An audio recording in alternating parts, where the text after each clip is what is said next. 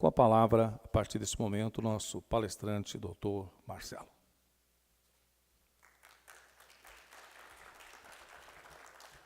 Obrigado, Luiz.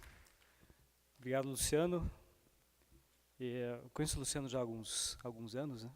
A gente já teve, inclusive, em alguns protótipos e projetos que eu acho que está na hora, inclusive, da gente voltar a conversar, né, Luciano? Quando eu dou palestra, acho que o número menor de pessoas, eu acho mais interessante que a gente faça de uma maneira mais informal. Então, eu deixo absolutamente aberta a palavra para vocês, para me interromper a hora que vocês quiserem.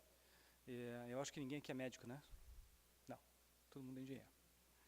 Então, e eu acho que vai ser interessante para vocês tirarem essas dúvidas, porque é muito enriquecedor quando a gente conversa com especialidades diferentes, pessoas de mundos diferentes que falam línguas diferentes, né? O meu mediquês é diferente do engenheirês de vocês, que é diferente do juridiquês dos advogados, mas, sem dúvida, quando a gente entra no mundo, cada um no mundo um do outro, a gente só tem a ganhar com isso. Eu tenho tido ótimas experiências de trabalhar com engenheiros, com administradores, e eu acho que o nosso próximo mundo, né, que a gente já está antevendo agora, é um mundo de conexões entre as pessoas, especialmente pessoas que pensam de forma diferente. Então, eu acho que vai ser muito enriquecedor se vocês me interromperem a hora que vocês quiserem. Tem bastante conteúdo aqui. Eu vou adaptar essa palestra conforme o público que está presente. Só não vou adaptar conforme minhas filhas que estão ali, são pequenininhas, porque daí eu acho que daí a gente vai ter que entrar numa questão pessoal, não vai dar certo. Mas, por favor, fiquem à vontade para vocês me interromperem a hora que vocês quiserem. Bom, o Luciano me pediu para falar sobre saúde 4.0. Primeiro que esse termo é um termo que existe para vocês, mas que ainda não existe para nós. Então eu achei melhor, eu achei que é muito interessante, na verdade eu fui estudar o que é a Revolução 4.0 de vocês. Tem alguns slides aqui que vocês já devem ter visto em uma centena de palestras, mas para mim foram elucidadores. Eu sou uma pessoa muito crítica, eu tenho minhas críticas, inclusive a forma que a gente está encarando essas questões novas, e vocês vão perceber isso ao longo dessa palestra. Eu tomei a liberdade de colocar um sobrenome nessa palestra, de Oportunidades de Inovação na Área Médica. Eu conheço muito bem o Leonardo, que vai vir depois de mim. Vocês vão ficar maravilhados com a palestra dele. O Leonardo fala realmente sobre as coisas que estão acontecendo, principalmente fora do Brasil, e algumas coisas que já acontecem aqui. Então, o meu enfoque não vai ser tanto nessa inovação super disruptiva, mas um enfoque naquilo que a gente tem tentado fazer também no nosso dia a dia, e como que funciona, principalmente isso, como funciona a inovação na área médica. A inovação na área médica é diferente da inovação na área de engenharia, em qualquer outra área. Nós somos mais regulados, e ainda bem que é assim. Eu vou mostrar alguns trechos, inclusive, de alguns filmes interessantes que têm aparecido até no Netflix, né, nessas emissões leigas, que mostram realmente que a gente tem que se preocupar muito com inovação na área médica, porque ela tem o potencial de não ser algo tão bom assim. Tá? Bom, falando um pouco dessa revolução, primeiro que vocês estão colocando pela primeira vez um nome numa era antes dela acontecer, né? Que a Idade Média a gente deu o apelido depois que ela aconteceu. A Idade Moderna depois que aconteceu. A Idade Contemporânea é o que a gente vive hoje. Mas a Revolução 4.0 é algo que está para acontecer. Ela já está acontecendo, mas ela já tem nome. Eu acho isso interessante, mostra a pressa que a gente tem hoje em dia em determinar as coisas, né? Mas, sem dúvida, a gente está entrando nesse período em que a humanidade hoje caminha passos largos demais, rápidos demais, e as pessoas são ávidas, ansiosas por novas tecnologias. Existe o lado bom, sem dúvida nenhuma, existe o lado ruim, sem dúvida nenhuma. O que acontece para vocês com essa revolução 4.0 tem reflexo na medicina, sem dúvida nenhuma. Uma área influencia a outra. Mas a medicina também ela caminha com seus próprios passos, porque as nossas demandas não são exatamente as mesmas demandas de vocês. Sem dúvida, vivemos numa sociedade, então as coisas se interconectam. E a gente está, no final das contas, à beira de uma revolução também na medicina, mas que não tem exatamente os mesmos ingredientes da revolução que vocês estão desenvolvendo atualmente. A gente vai ter muito disso aqui. A gente vai ter muito de internet das coisas, de computação em nuvem, muito menos de robótica, por exemplo, que é algo que para vocês está cada vez mais frequente para nós. Eu vou mostrar, eu sou um crítico nacional da robótica e vou mostrar para vocês por quê, né, da robótica como ela está, como ela é praticada, não na área de engenharia, mas na área de medicina. E, enfim, tudo que existe hoje de novas tecnologias, essa comunicação entre elas, sem dúvida está mudando o nosso mundo. A maneira como a gente reage, a maneira como a gente pensa, e a forma como a gente, dos nossos transportes, enfim, a sociedade inteira está caminhando conforme isso. A medicina, ela tem como característica, o médico tem como característica a inovação já no seu DNA. A gente, por sermos talvez um dos primeiros a adotar a metodologia científica realmente como ela se desenvolveu no começo, eu sou professor de metodologia científica, eu gosto muito dessa história, nós aprendemos a entender a metodologia desde o começo. E todo médico acha que vai ter uma ideia brilhante. E esse é o grande problema. Muitos aparecem com ideias diferentes e acham que aquilo ali vai mudar o mundo. Eu assisti uma palestra uma vez na minha vida de um dos médicos mais importantes na história recente da medicina. E ele começa a palestra, ele inventou um negócio simplicíssimo e que mudou a história da medicina. Ele fala assim, idea is nothing. Eu adoro usar isso em todas as reuniões de inovação. Ideia não é nada. E a ideia por si, ela não representa absolutamente nada, para não dizer nada, ela é 1% do trabalho. O resto é o que vem depois. Boa parte das novas tecnologias vão morrer. Por quê? Por falta de persistência das pessoas, por falta de enxergar o mercado, as necessidades reais do mercado, etc. Então, ideia é bom? Mas ideia não é nada. Bom, a medicina, veja, quando meu pai nasceu, agora eu vou precisar do...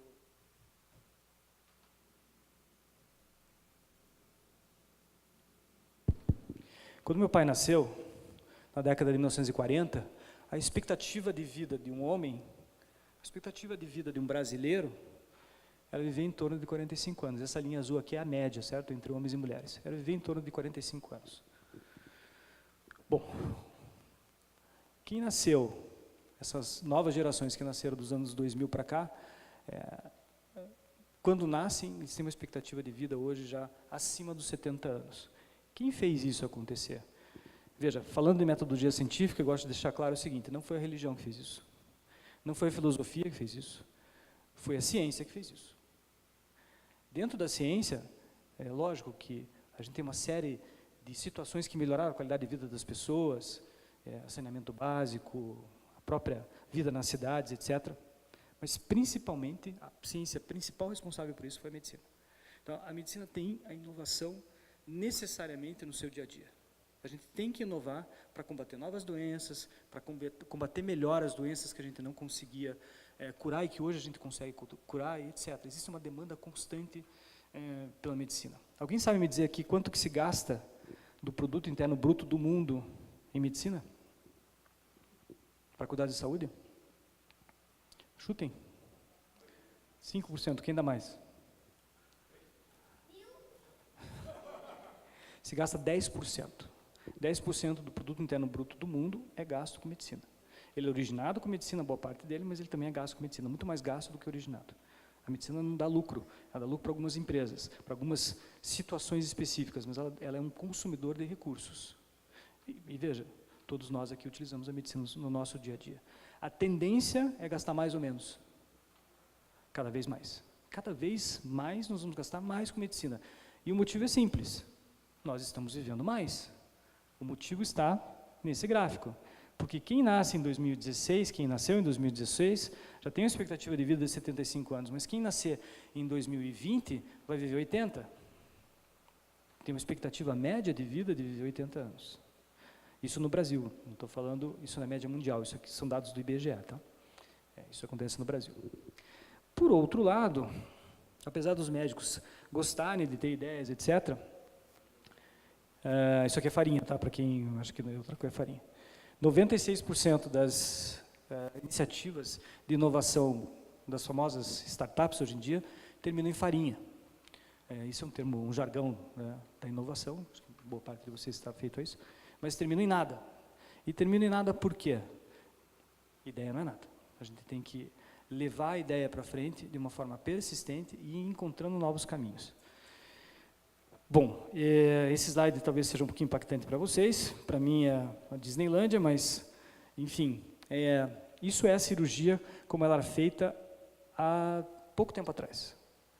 Isso é uma cirurgia do abdômen aberta, a gente abria o abdômen. O que eu vou mostrar para vocês foi a grande inovação. Então, quando a gente fala de inovação, a gente tem que ter uma noção real da inovação. O que é inovação disruptiva de verdade? O que efetivamente foi disruptivo? Bom, foi disruptivo para a gente sair dessa situação, que obviamente não era boa, mas que foi a medicina, a cirurgia durante 300 anos, para isso. Essa foi a maior inovação que a gente teve em cirurgia dos últimos 50 anos. É engraçado, né? Porque essa imagem não diz muita coisa. Eu tenho que explicar isso para vocês. O que aconteceu aqui?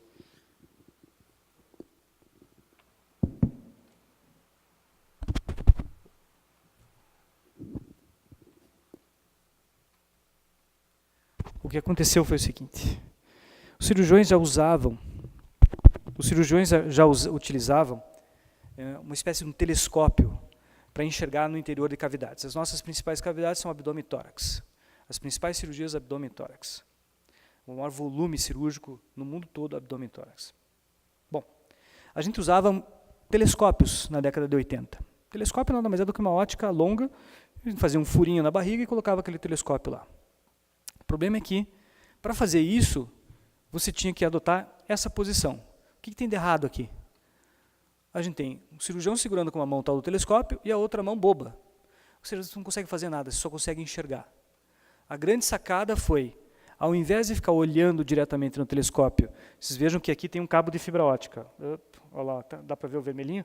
Aqui eu li um cabo de fibra ótica levando a luz, porque o interior do corpo ele não é iluminado, o interior do corpo é escuro. Bom, desse jeito era interessante, a gente conseguia fazer diagnóstico, a gente conseguia enxergar as coisas lá dentro e dizer, olha, talvez essa pessoa tenha um câncer, conseguia até colocar uma pinçazinha com uma mão, com uma dificuldade, e tirar um pedacinho. Bom, o que foi revolucionário, absolutamente revolucionário, foi a maior disrupção de toda a história da cirurgia. Foi isso aqui, ó. Colocar uma câmarazinha, o sistema fechado de vídeo que já existia, criar uma adaptação para esse telescópio. Mas e daí? E daí que isso permitiu que a gente partisse disso, da cirurgia aberta, para isso, que é a cirurgia minimamente invasiva. Essa foi a maior revolução que nós tivemos da cirurgia nos últimos 50 anos. A cirurgia minimamente invasiva significa conseguir operar as pessoas com mínimos cortes, sem precisar abrir o abdômen ou o tórax. Abrir o tórax é bem pior que abrir o abdômen. Dói muito, recupera-se muito lentamente. Uma cirurgia de tórax aberta é uma cirurgia de grande morbidade e mortalidade. Então, quando a gente simplifica o ato médico, a gente ganha muito, o paciente ganha muito com isso. E aí, a gente tem essa grande inovação, que é a cirurgia laparoscópica. A cirurgia com pequenos cortes, através desses cortes a gente coloca esses tubinhos, o que permite que a ótica fique no meio e as mãos trabalhem em triangulação, de forma absolutamente confortável. Tá? E a gente opera não mais olhando para dentro do paciente, colocando as mãos nos órgãos, como a gente operava, como eu aprendi na minha residência, mas a gente opera olhando o monitor de televisão. Veja, isso aqui não é uma coisa moderna, isso já existe desde 1988. E quem criou isso foi um cara chamado Jacques Périssat, um professor, era o professor titular da Universidade de Bordeaux, e foi ele que encomendou para Olympus a tal da cabeça de câmara. Simples assim. Então, quando a gente fala em inovação, a gente fala em conectar as coisas. Já existe muita coisa boa, a gente só precisa ligar o ponto A no ponto B. E essa grande sacada da simplicidade é que faz com que a gente tenha inovações realmente disruptivas.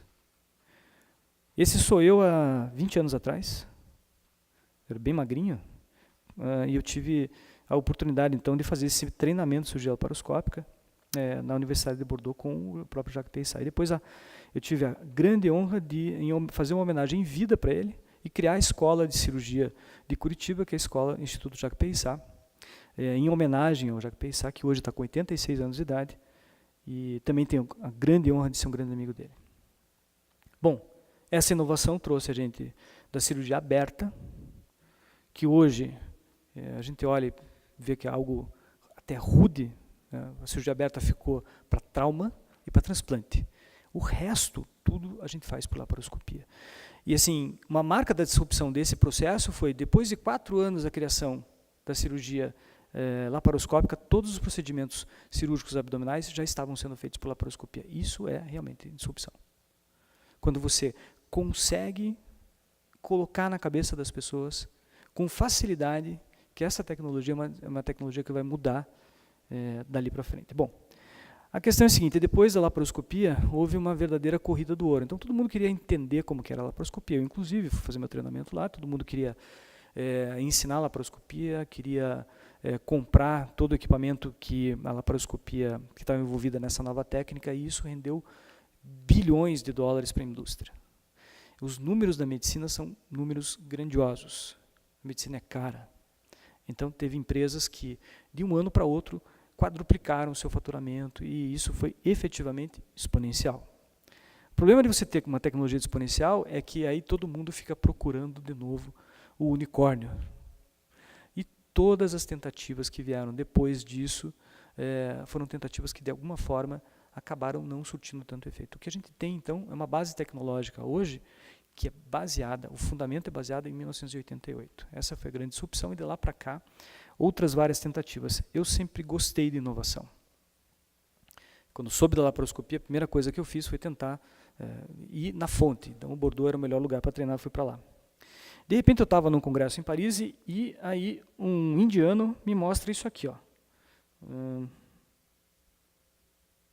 Deixa eu ver se roda o filme aqui. Não. Eu acho que deveria rodar o filme, né? Tá rodando, desculpe. Bom, enfim, isso é uma cirurgia de single port. O que quer dizer o single port? A ideia é, nós já conseguimos desenvolver a laparoscopia, agora nós precisamos desenvolver algo que seja melhor que a laparoscopia. Então, ao invés da gente operar por vários orifícios, vamos usar um único orifício, que é o umbigo. O umbigo não é um orifício, mas é a única cicatriz natural que a gente tem. Bom, vamos usar a cicatriz natural e adaptar um tipo de um tubo que me permita entrar só pelo umbigo e operar pelo umbigo. Já a ideia era ótima. Na verdade, esse filme é da primeira apresentação do single port no mundo, que foi feita em Paris. 2 meses depois, na verdade, eu já estava na Índia procurando essa nova tecnologia. E aí, eu digo para vocês que foi uma tremenda decepção. Então, o unicórnio a gente não acha todos os dias, sabe? A gente procura e, de vez em quando, você vê ele passando. Normalmente, você não vê ele inteiro, você vê só a ponta do chifre dele. Essa tecnologia ela foi criada por esse cara aqui, que chama Frank Roviaro. É um franco-inglês que, no final das contas, não deixou seu nome marcado na medicina. Ele é conhecido mais por ter sido esposo da Sinéad O'Connor, que quem lembra da minha época e sabe quem é a Sinéad O'Connor, uma cantora inglesa. Ele acabou sendo conhecido muito mais por ter sido ex-marido dela do que por ter sido o criador dessa nova tecnologia. O motivo é simples. Quando eu fui lá para a Índia, eu vi um cirurgião que é amigo meu também hoje, de 200 quilos, operando com as mãos muito próximas uma da outra. O que traz isso como problema? Um princípio básico na cirurgia que se chama ergonomia. A ideia é ótima, mas não combinaram com os russos para fazer com que essa ideia pegasse. A falta de ergonomia matou esse processo. O problema é o seguinte, esse processo, e aqui sou eu também lá na Índia, quando você se sentir gordo, você se coloca no meio de 2 caras bem mais gordos que você vai ver que você vai achar que você é o cara mais magro do mundo. Esses são os irmãos Rao, que criaram esse método junto com esse inglês. Na verdade, eles não criaram o método.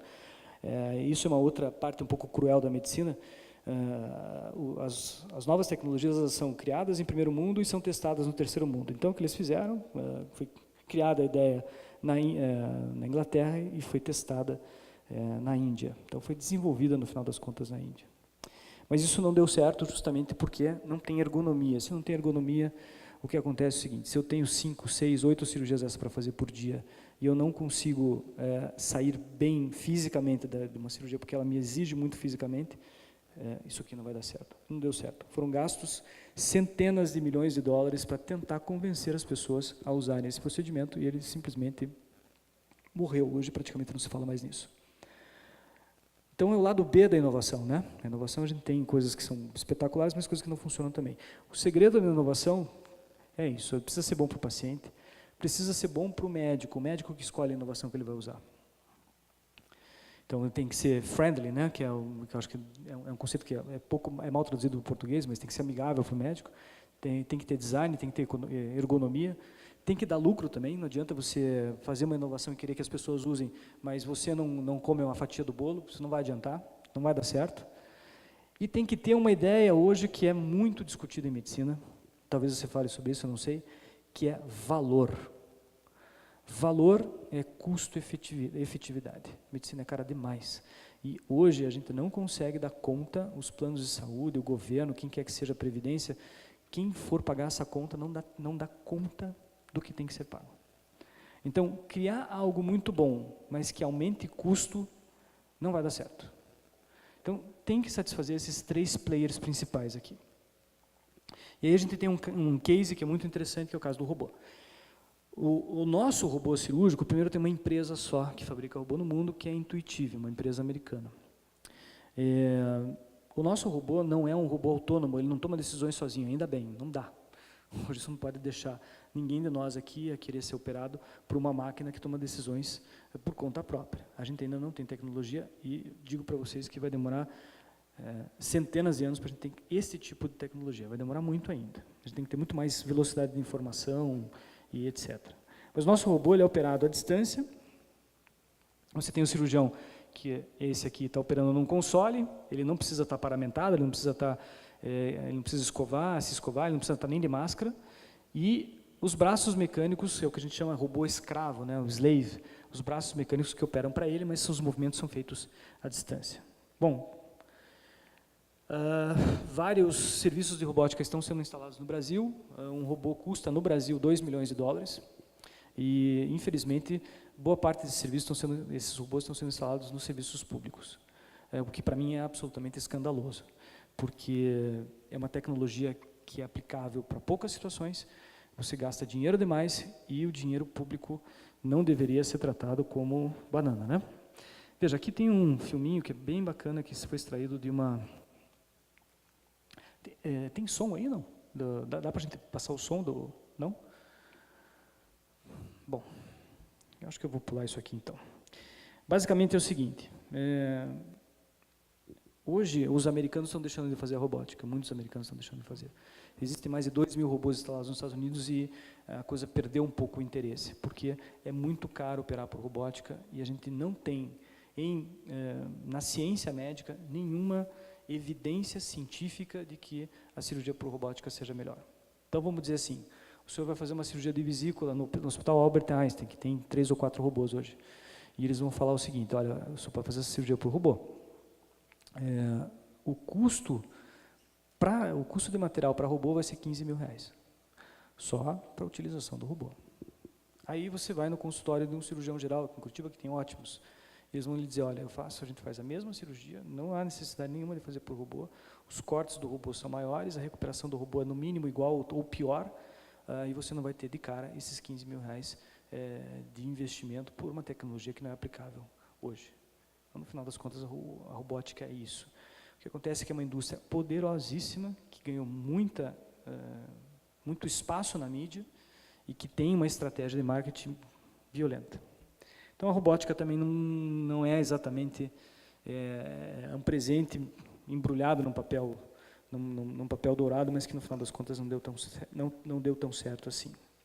A robótica vai ter interesse quando a gente conseguir aliar robótica com inteligência artificial, mas aí a gente não vai precisar da robótica. A gente pode fazer isso com os sistemas de vídeo que nós temos. Bom, não precisa nem dizer, no Brasil a gente é especialista em criar elefantes brancos, né? Felizmente a gente está tomando um pouco mais consciência de que o dinheiro público precisa ser auditado, né?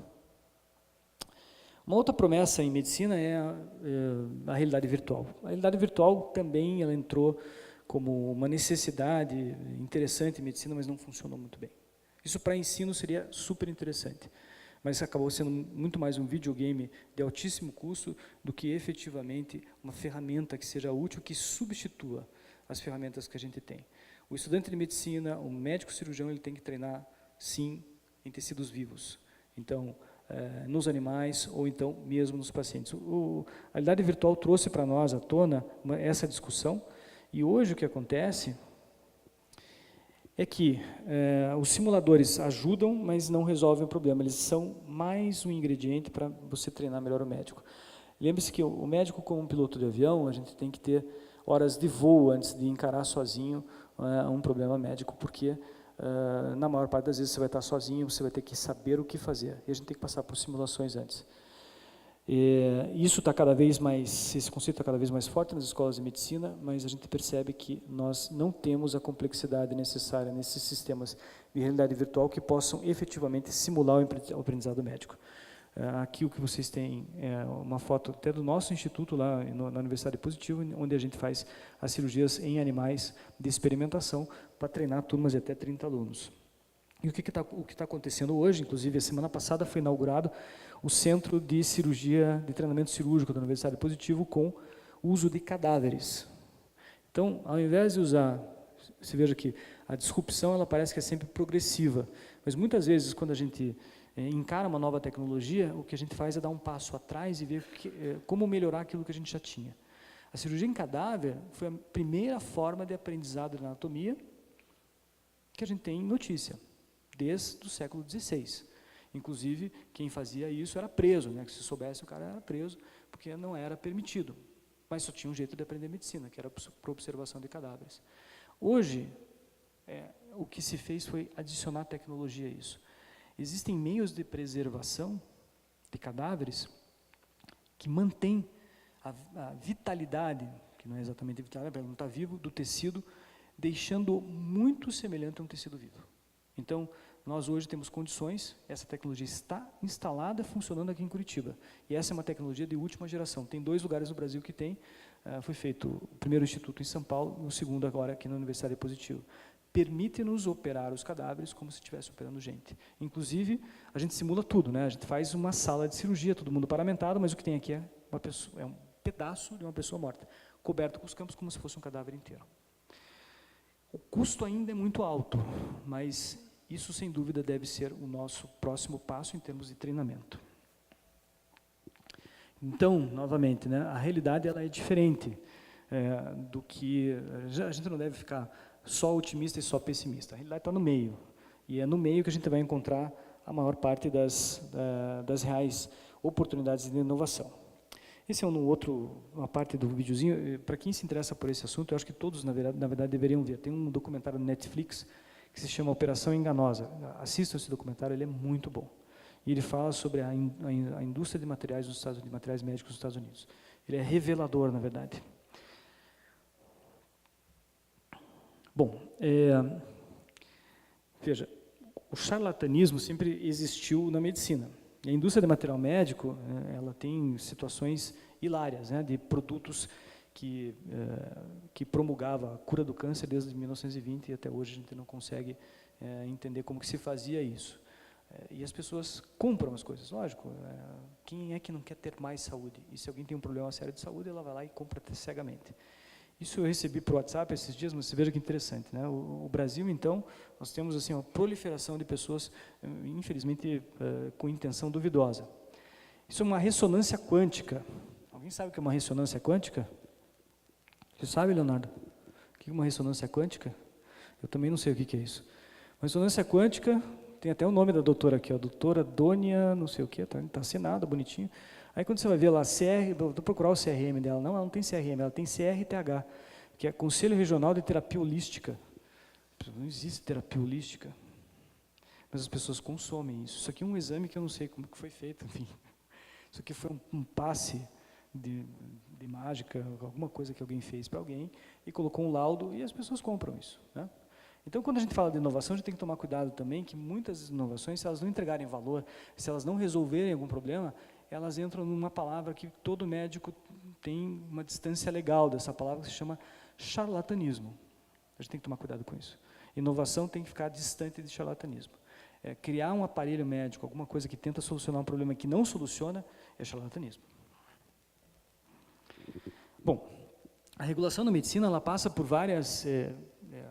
a inovação na medicina ela é mais difícil de fazer porque ela passa por várias barreiras, né? E essas barreiras precisam existir. Existem barreiras reguladoras que são do Ministério da Educação, a própria Anvisa, a nossa Anvisa, a Agência Nacional de Vigilância Sanitária, que é difícil você aprovar um projeto na Anvisa, tem que ser assim, ela é baseada no FDA americano, e no selo CE da Comunidade Europeia, a Agência Nacional de Saúde Suplementar, o próprio compliance das empresas hoje. Então, tudo isso funciona como barreiras para se atingir um produto final. E quando a gente pensa num produto final, a gente tem que pensar nesses players aqui. A gente tem que pensar que esse produto ele tem que atender paciente, seguros e operadores de saúde, o próprio SUS. O SUS representa hoje 70% dos atendimentos no Brasil, atendimentos médicos no Brasil. Já foi 60%. Graças a Dilma, agora é 70%. Né? Então, graças a esse mergulho profundo numa crise econômica que a gente teve, isso teve reflexo direto na saúde, evidentemente. A gente tem que pensar nos hospitais, a gente tem que pensar nas startups, então tem toda uma sequência de players na saúde que precisam ser pensados. E, principalmente, a gente tem que pensar em entregar valor. Entregar valor significa inventar ou melhorar uma nova técnica ou processo que não interfira na delicada sustentabilidade do sistema de saúde. Quem acha que o sistema de saúde é um sistema milionário, basta fazer algumas contas e até pegar alguns balancetes de operadores de saúde para vocês verem que não é bem assim. Então, as margens são cada vez menores, a saúde é cada vez mais cara, e se você perder a mão, a tua empresa entra em falência rapidamente. Entregar valor é justamente pensar no sistema como um todo. Hoje, inovação na área médica sem entregar valor, ela não pode existir. Lembrar que a gente mora num país, isso aqui é uma foto da Índia, mas lembrar que a gente mora num país de gente pobre. O Brasil, infelizmente, não tem vocação para ser pobre, mas é pobre. E, enfim, como eu já até disse anteriormente, a gente perdeu uma grande quantidade de pessoas da saúde privada para a saúde pública. A saúde pública no Brasil, vocês sabem, infelizmente, a qualidade que ela tem. Bom, qual que é o caminho, então, que os engenheiros, junto com os médicos, que a gente pode tomar? Qual que seria o caminho da inovação? Existem 3 possibilidades para a gente desenvolver inovação no Brasil e, de forma geral, em qualquer país do mundo. Em primeiro lugar, a inovação pode ser a inovação em si, você realmente pensar em algo absolutamente novo, diferente. Se pensar em uma coisa chamada engenharia reversa, a engenharia reversa nada mais é do que uma cópia. Então, a gente pegar um produto de lá de fora, comprar, muitas vezes contrabandeado, né? Colocar dentro da mala e trazer, e aí você fazer uma versão nacional desse produto. Está errado? Não, obviamente que não.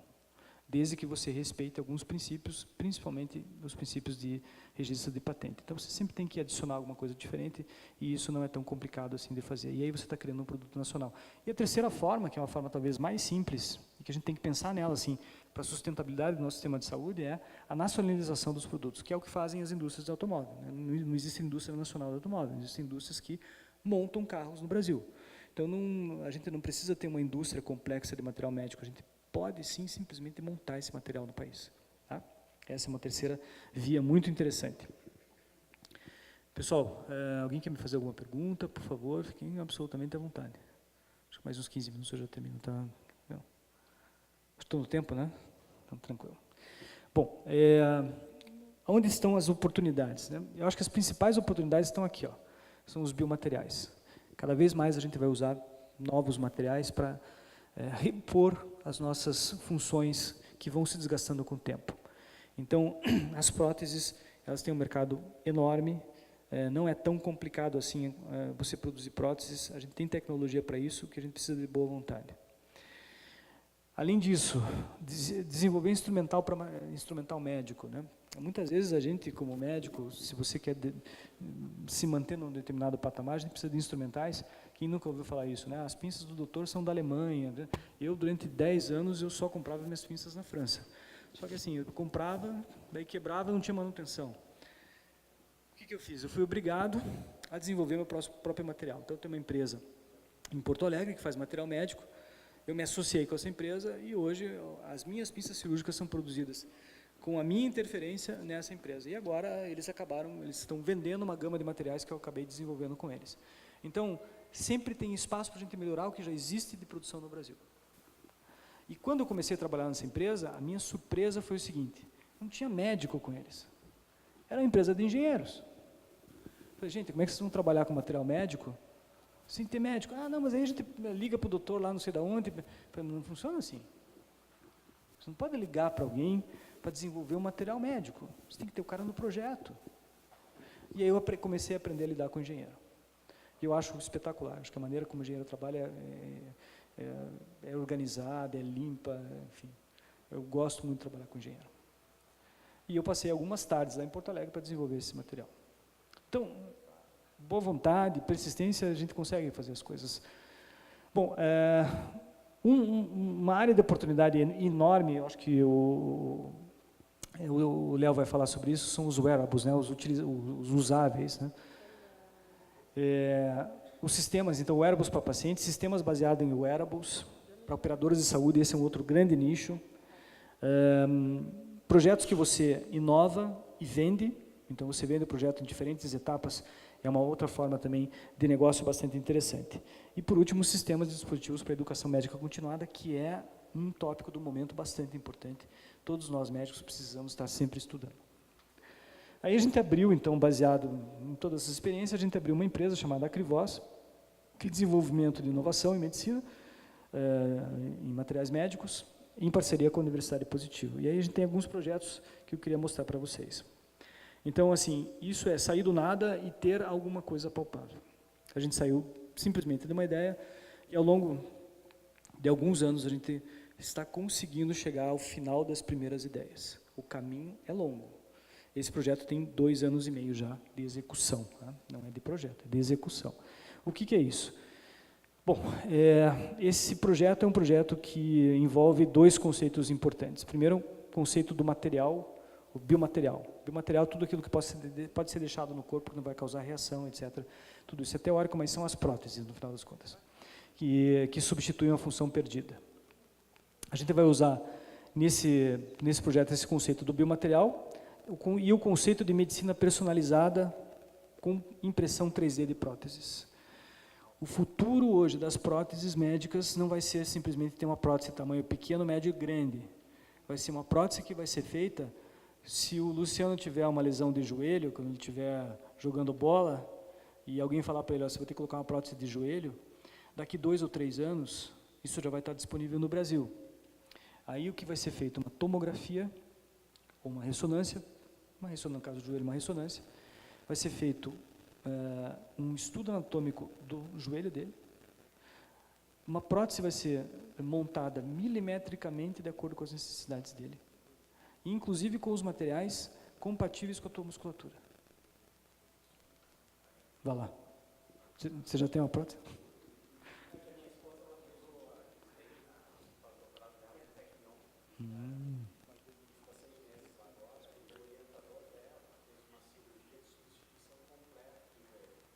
E usar uma prótese prototipada. É isso aí. Isso já é realidade.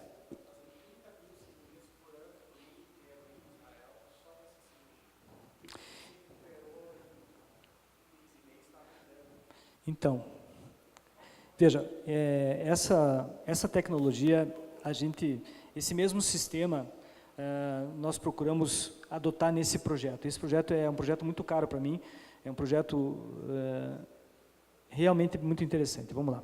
Veja, isso aqui é um defeito da calota craniana, tá? Essa senhora aqui perdeu um pedaço da calota craniana, por quê? A gente perde um pedaço da calota craniana por acidente, ou por um tumor, ou por um acidente vascular cerebral, que a gente chama de derrame, por exemplo. Né? Então, a pessoa tem um derrame, você tem que tirar um pedaço da calota craniana, porque senão o cérebro edemacia. O cérebro edemaciando contra uma cavidade estanque, que é a cavidade craniana, a pessoa morre, porque aperta o centro da respiração e a pessoa morre. Ou seja, tem que tirar um pedaço para que o cérebro consiga inchar para fora da calota craniana e a pessoa não morre. Tá? Isso é mais frequente do que vocês possam imaginar. Bom, depois que tira, o que a gente faz? Fica desse jeito. Ó. Pelo menos está vivo, né? Mas ficou desse jeito. Está vendo que está faltando uma tampa ali, né? É. Alguém sabe me dizer quanto custa essa tampa? Alguém consegue chutar quanto custa uma tampa dessa? Eu estou chamando de tampa, né? É um capô de Fusca aqui. Quanto custa isso aqui? Um capô de Fusca, uma lataria custa quanto? Mas eu vou te dizer, inacreditáveis até R$200 mil. Né? Quem tem acesso a isso? O sistema público de saúde não paga para ninguém. As operadoras de saúde só pagam sob liminar. Então, quase ninguém pode usar. Isso daqui é a nossa realidade, isso aqui é o nosso dia a dia. Tá? Bom, como é que a gente resolve isso? Não adianta ficar choramingando, né? A gente tem que tentar resolver. E a gente foi analisando esse processo em todas as suas etapas, desde a aquisição da imagem. Então, esse processo significa captar a imagem. Você pega o paciente, aqui é a prótese de joelho, né? Mas você pega o paciente, faz uma tomografia, faz uma reconstrução daquilo que ele tem de problema.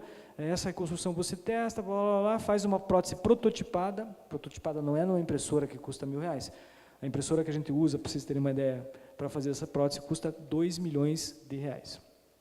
E tem aqui em Curitiba. Tem uma empresa que tem.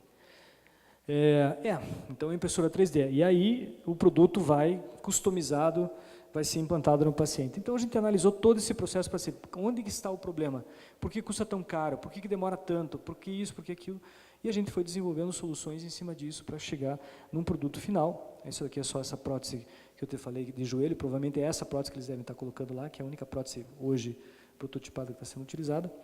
E a gente já tem alguns casos piloto que a gente já fez, devidamente aprovados no Comitê de Ética, como a prótese prototipada, né, com um biomaterial que nós estamos tentando aprovar agora na Anvisa, porque o biomaterial, sempre que você cria um material, você tem que fazer testes de compatibilidade para ver se funciona, etc.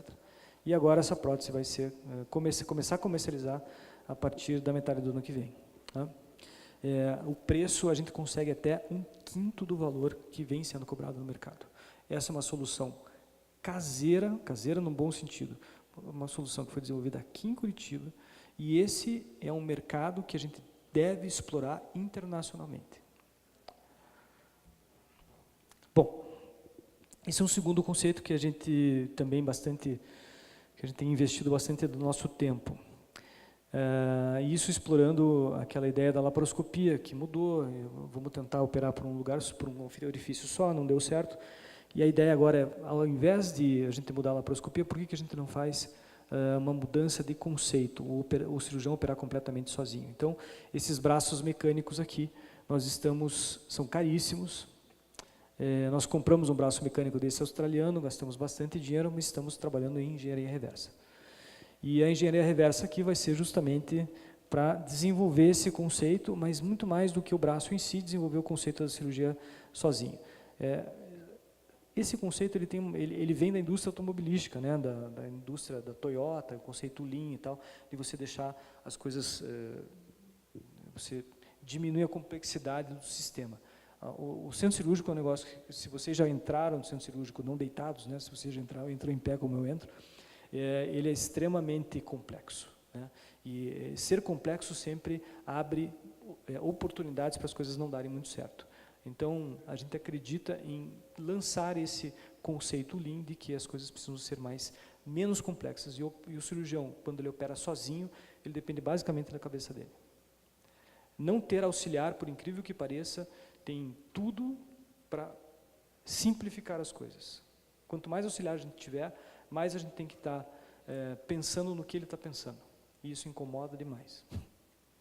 Então, a ideia do sistema, do princípio Lean, é aplicar o conceito do cirurgião operar absolutamente sozinho. E é nisso que a gente está investindo também. Isso aqui, é lógico, parece uma brincadeira, isso aqui parece um fundo de quintal, mas esse é um protótipo, primeiro protótipo. A gente já está no terceiro protótipo agora. E a ideia é fazer que nem como a gente fez com o produto da calota craniana, fazer o melhor do que o que existe no mercado. Tá? A diferença aqui é o seguinte, naquele outro braço, eu tenho que liberar minhas duas mãos se eu quiser mexer as pinças. A grande dificuldade nossa é, eu preciso poder mexer as minhas pinças no braço mecânico com uma mão só e sem fazer força. Se a gente conseguir fazer isso, Isso é no laboratório de engenharia mecânica. Exatamente. Por isso que eu estou falando para você, hoje eu converso muito com o engenheiro, porque eu gosto muito dessa ideia de trabalhar em equipe. E esse é o maior projeto que a gente tem, e na verdade esse é um projeto que já consumiu o ano e está no projeto, mas que, vai lá, deixa eu explicar uma coisinha para vocês, na verdade já estou terminando até a aula, mas esse é um projeto real, é um projeto que tem uma possibilidade muito interessante aí de mercado também. A gente tem cerca de 10% das gestantes que são gestantes de alto risco. O que quer dizer isso? Uma gestante de risco é uma gestante que tem uma possibilidade grande de parto prematuro. Quando a gente vê lá no Fantástico, olha a mãezinha com parto prematuro, o bebezinho pequenininho e tal, eu vou dizer um negócio para vocês, lugar de feto é dentro da barriga da mãe, até atingir 39 semanas. Antes disso, é um pepino desgraçado. Quando ele nasce prematuro, todo mundo sofre. Obviamente, quem mais sofre é o feto, mas a mãe sofre. E não é só a mãe e o feto que sofrem, tá? O sistema de saúde sofre muito com isso. Vamos lá, eu estou falando muito de dinheiro com vocês, mas eu quero que vocês entendam dentro de uma visão, uma perspectiva econômica. Um bebê que nasce de 5 meses hoje, a gente consegue levar, o que se faz uma UTI neonatal, ele vai para uma UTI neonatal, o que se faz uma UTI neonatal é simular o ambiente materno de forma super artificial até que ele atinja uma certa maturidade. São crianças que normalmente, que nascem muito prematuros, vão ter sequelas e saem da UTI neonatal depois de 2 meses, 3 meses de internação. Essas contas hospitalares chegam a R$2 milhões. Então, quando a gente vê a ponta do iceberg, o que está por baixo é complicado. Falando de novo em valor, precisa haver gerenciamento da saúde, senão é falência. E gerenciamento de saúde, numa situação como essa, bom, vamos pensar num sistema que funcione. Veja, esse é um projeto que tem vários termos de confidencialidade que foram assinados e tal, foi um projeto que foi trazido inicialmente para mim, por outros colegas, tem investimento de fora do país nele, etc. Mas o que está aqui eu posso contar exatamente como que ele funciona, né? A base do funcionamento desse projeto. Então a base é a seguinte, realmente é muito interessante. É a criação de wearables. Você vai falar sobre wearable também, né? Vai falar, um pouco. Tá bom. É a criação de wearables, então, que são esses pequenos dispositivos de monitoramento, em que a gente consiga monitorar a gestante. Primeiro a gente classifica quem são as gestantes de alto risco. Nós monitoramos essas gestantes de alto risco através desses dispositivos de wearables, esses wearables, e estamos criando um sistema que funcione de monitoramento dessa gestante. Então o wearable vai emitir informações em tempo real do que está passando dentro do útero da mãe. É lógico que essa é a tecnologia do negócio, esse é o segredo do bolo também, a gente está desenvolvendo esses dispositivos, mas no Brasil já existe tecnologia para isso. Tá? E esse dispositivo vai alertar então todo o sistema, e o sistema ele pretende diminuir em até 50% o número de partos prematuros. Se a gente conseguir, na cidade de Curitiba, diminuir em 50%, fazer todo o sistema, lógico, esse CCC, isso vai demorar anos, né? Mas, enfim, se a gente consegue diminuir em 50% o número de partos prematuros, a gente tem uma economia de milhões e milhões e milhões de reais. Tá? Então, isso é possível ser feito, e esse é um projeto que a gente quer ver se consegue terminar no máximo daqui 6 meses, a próxima etapa, e quem sabe está com o produto no mercado daqui 2 anos. Tá? Bom, a empresa de inovação médica tem que ter foco. O problema é que, assim, a gente sempre, em cima de uma ideia, existem várias outras ideias que vão aparecendo. Essa do wearable, por exemplo, existe uma multiplicidade de situações em que você pode usar o wearables. Se você criar o sistema, se você criar o wearable, esse dispositivo que seja capaz de captar essas sensações, esses parâmetros, você pode usar isso para hipertenso, para um monte de coisa e tal. né? A gente tem que pensar principalmente nas situações que são menos óbvias. Para hipertenso, para medir frequência cardíaca, isso já existe faz tempo, mas o desafio é justamente que ele seja capaz de captar outros parâmetros, né? Não adianta só nada ter ideia, e uma coisa que é fundamental, eu já falei para vocês, a gente tem que ter persistência, resiliência e tem que entregar. E essa é uma grande dificuldade, posso falar aqui tranquilamente, não é conflito de gerações, mas é uma grande dificuldade nessa geração que está vindo depois, algumas gerações estão vindo depois das nossas. Fala, e não entrega exatamente. Obrigado. Então essa é uma grande dificuldade. É um pessoal que tem uma plasticidade muito grande, né? Plasticidade significa tirar o seu, né? E não tem, assim, não tem resistência às dificuldades. Eu não estou dizendo que é todo mundo, mas estou dizendo que existe, infelizmente, hoje, é algo que a gente vê com muita frequência.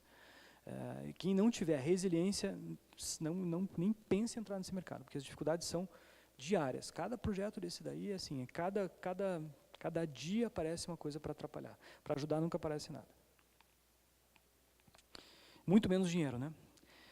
E veja, quais são as novas perspectivas, né? A gente vai ter uma geração agora de a geração 4.0 das próteses. Apesar de que eu não vou ter o som do filme, eu vou mostrar para vocês um negócio absolutamente espetacular. Veja, a geração 4.0 de biomateriais, a gente entra numa nova fase. Os materiais das próteses estavam sendo usados até então para que a gente corrigisse os defeitos mal e mal, para que a gente pudesse suplantar uma deficiência que foi gerada no nosso corpo. A partir de agora, esse material vai entrar agora no mercado no ano que vem, tá? É uma indústria suíça. Quem quiser depois entrar na internet vai ficar maravilhado com isso aqui. Que criou lentes intraoculares para presbiopia. Quem tem presbiopia? Quem sabe o que é presbiopia? Eu tenho, né? Por isso que eu estou com óculos aqui. Todas as pessoas acima de 45 anos têm algum grau de presbiopia. E aquele negócio você começa a não enxergar mais, não ter mais o foco, né? Aí aumenta a letra do celular e tal. Começou a usar o óculos, infelizmente, você acaba ficando dependente dele. Eu estou usando cada vez mais o óculos, isso me incomoda. Mas seus problemas acabaram. Essa invenção é absolutamente espetacular. Então foi criada uma lente intraocular para presbiopia. Presbiopia não se trata com cirurgia. Mas eu vou entrar na fila já para colocar essa lente. E essa lente é uma lente inteligente, que ela não só corrige a presbiopia, como ela tem um painel de energia solar instalado, porque essa correção ela é multifocal e automática. Então, a lente consegue identificar a distância focal. Se eu tiver com o livro aqui, ela vai alterar o meu foco. Se eu colocar ele a 15 centímetros, vai alterar meu foco. Para isso precisa de energia. Eu não posso botar uma bateria no olho do indivíduo. Bateria solar. E mais, essa lente se ajusta conforme a luminosidade. O que a gente está falando aqui? Pela primeira vez, nós vamos começar a ter o que a gente chama de super-humanos. A gente vai corrigir problemas. Caro, né? Não vai ser barato. Mas a gente vai começar a super corrigir os problemas, ou seja, a gente vai tornar a nossa visão melhor do que era antes. Deixa eu ver se a gente consegue passar o filminho aqui.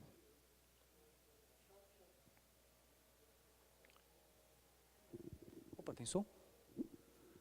Tem. Então, as lentes no início elas eram monofocais. Quando a gente tinha esse problema, a gente tinha que ter vários óculos, para longe e para perto. Hoje elas são bifocais.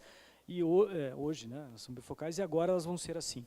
Elas vão ser implantadas por cirurgia, e isso não é ficção científica. Essa empresa já tem os primeiros testes, já foram feitos em humanos, e a partir do ano que vem vai estar no mercado. E ela vai permitir com que nós, à medida que formos envelhecendo, a gente passe a enxergar melhor do que a gente enxergava antes da presbiopia. Esse filtro a principal questão, assim, todo o projeto é espetacular, mas esse filtro de luminosidade, eu acho que isso é realmente ficção científica para a gente, né? Então, quando você sai do ambiente escuro para um ambiente claro, ele automaticamente vai corrigir a luminosidade, e isso pode ser, inclusive, corrigido por celular. Então, o teu celular, um aplicativo, você muda a quantidade de luz que você quer enxergar, como se fosse um óculos escuro. E eu estava voltando de viagem ontem com a minha esposa, e aí eu entendi que essa tecnologia já existe, né? Na verdade, os aviões hoje, eles não têm mais aquela janelinha. E aqui é um filminho. Ops. Então, hoje você consegue corrigir. Deixa eu ver se ele vai. Você consegue corrigir a luminosidade automaticamente, basta apertar o botão. Então, fica escuro ou claro. É a mesma tecnologia que eles usam para esse escurecimento das lentes. Qual que é a sacada, né? É você pegar coisas diferentes e juntar num produto inovador. É lógico que essa empresa, as ações dessa empresa estão fazendo assim, e ela vai ser já é um belo do unicórnio. Veja, embora tenha ameaças, né? As lentes intraoculares, a gente vem colocando lente intraocular há muito tempo, desde a Segunda Guerra Mundial. São as lentes de catarata. Normalmente elas não provocam nenhuma reação no corpo. Mas uma lente com tanta tecnologia como essa, a gente não sabe exatamente o quanto que isso daí vai dar certo ou não. Provavelmente vai dar muito certo.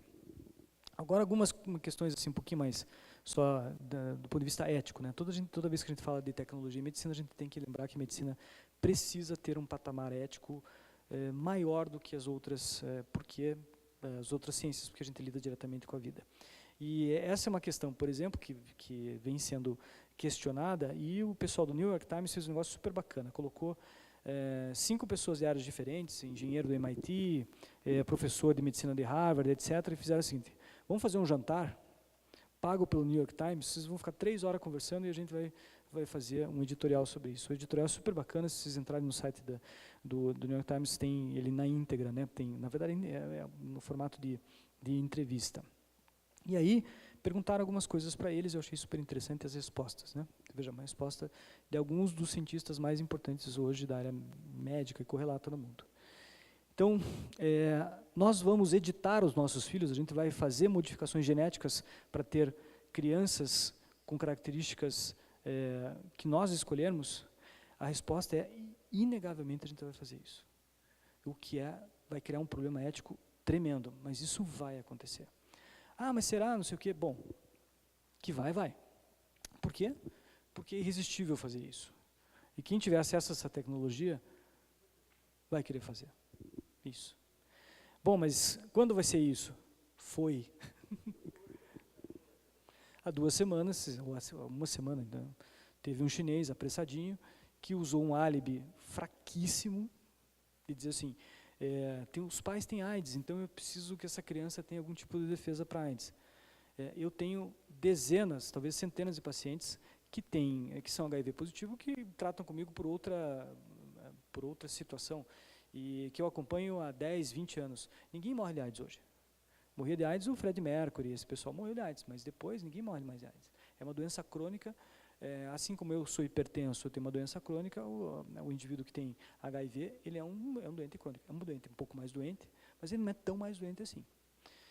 Enfim, daí ele usou esse álibi para dizer, não, mas eu tive, foi o álibi perfeito, não, fraquíssimo, mas perfeito. Então ele editou, ele mudou geneticamente um indivíduo, um ser humano, com defesas para o vírus HIV. Isso foi feito pela primeira vez. Então essa barreira ética, bem ou mal, ela foi quebrada. Veja, eu tenho uma outra opinião sobre isso. Quem acha que existem grandes barreiras e que a gente tem que... O mundo não é mais americano, não é mais ocidental, o mundo é chinês. E o chinês não está nem aí para isso.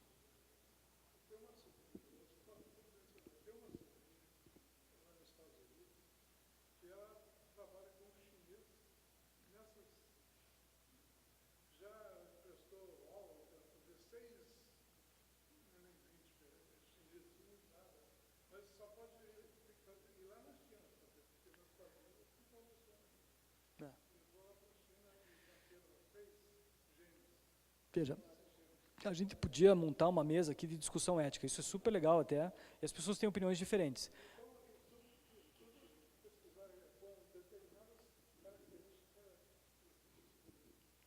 Você veja, na verdade isso é contra a lei. Inclusive, assim, teoricamente, houve uma reprimenda importante da universidade lá, mas eu vou dizer que isso não vai dar em nada. Então, já fez. O problema da ética é que se você rompe a barreira, ela está rompida. É uma rede que foi rasgada. E passou o boi e passou uma boiada. Você queria falar uma coisa?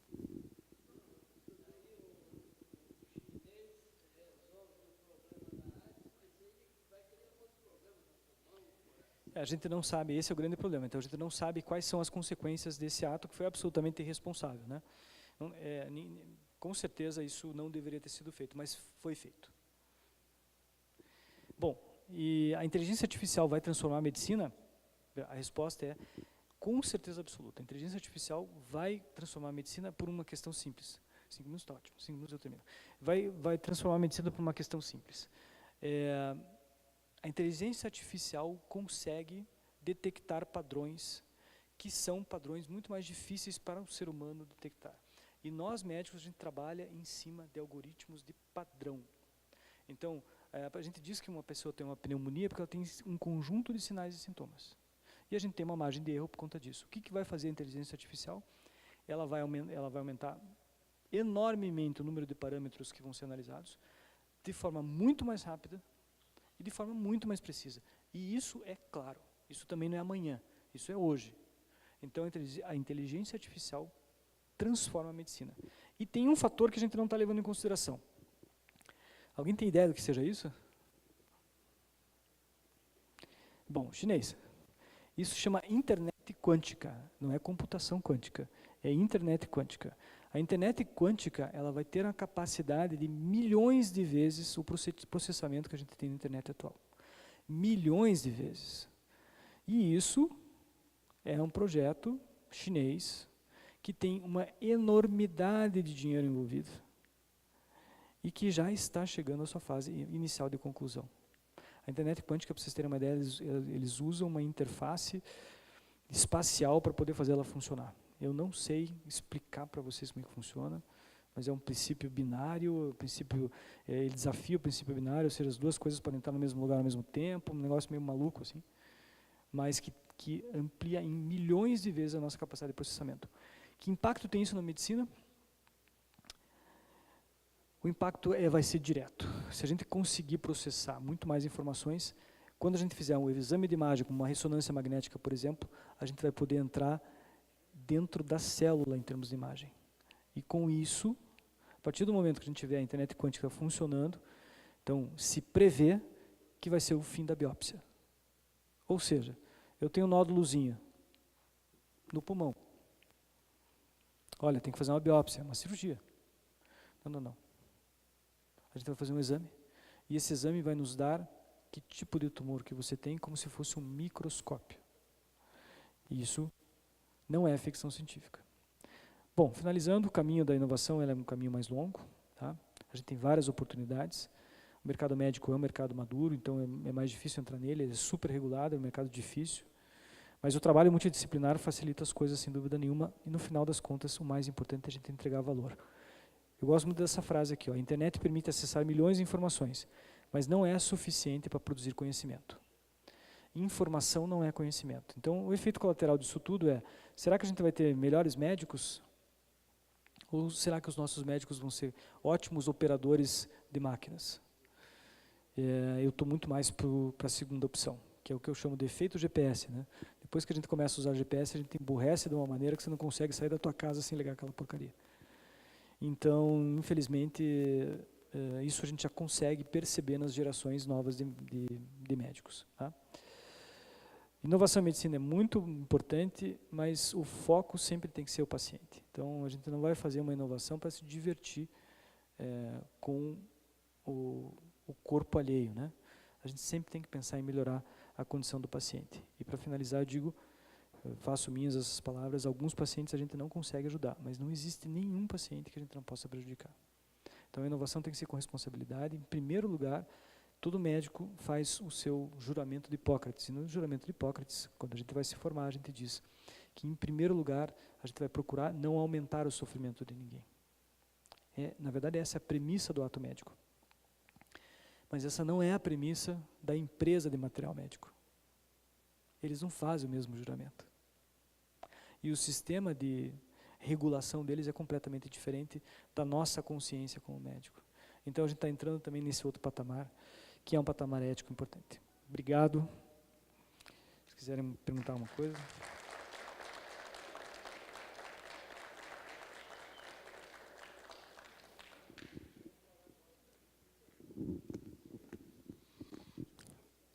Nós convidamos neste momento que venha ao palco nosso coordenador da Câmara Técnica de Sustentabilidade do IEP, o engenheiro Luciano Carstens, para que proceda a entrega do certificado de participação e apresentação no evento ao nosso palestrante, o Dr. Marcelo.